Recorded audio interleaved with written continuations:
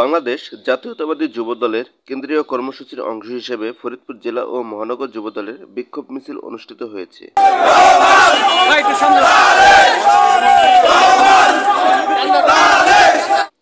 17 জুলাই বৃহস্পতিবার বিকাল 4টায় এই বিক্ষোভ মিছিলটি শহরের কোর্ট চত্বর হতে শুরু হয়ে প্রেস ক্লাব ও জনতা ব্যাংকের মোড় হয়ে আলীপুর গোরস্থান মসজিদের সামনে গিয়ে এক সংক্ষিপ্ত বক্তব্যের মাধ্যমে শেষ হয়। বক্তব্যে বক্তারা বলেন, দেশে দোষরা পালিয়ে গেছে, কিন্তু ষড়যন্ত্রকারীরা বসে বসে ষড়যন্ত্র করছে। ইতিমধ্যেই আমাদের দেশ নায়ক, আমাদের বিএনপির অভিভাবক তারেক রহমানকে নিয়ে কটি কথা বলেছে। আমাদের নেতা মুনায়েম মুন্না এবং নয়ন ভাই আমাদেরকে বলেছে ধৈর্য ধরতে, আমরা ধৈর্য ধরেছি। আমরা সুস্পষ্ট ভাষায় বলে দিতে চাই, তারেক রহমানকে নিয়ে আরেকটি কটু কথা হলে আমরা আপনাদের এই ফরিদপুর থেকে বিতাড়িত করব। একটা কথা বলতে চাই, আমাদের নেতা শহীদ রাষ্ট্রপতি জিয়াউর রহমান এই দেশের মানুষের দুর্বলতার স্থান, জাতীয়তাবাদী সৈনিকদের দুর্বলতার জায়গা।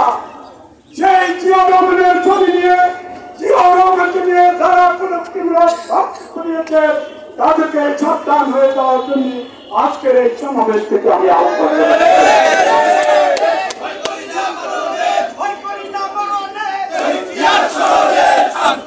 আমাদের নেতা তারেক রহমানকে নিয়ে কথা বলে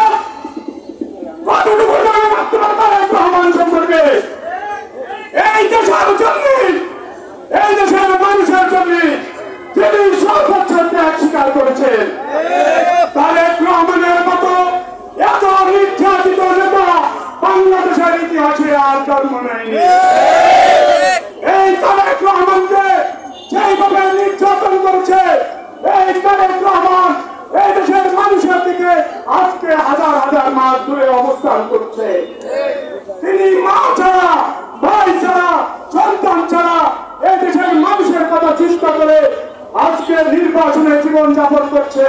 আমরা এখনো সেই ষড়যন্ত্রের কারণে তাকে ফিরিয়ে আনতে পারিনি।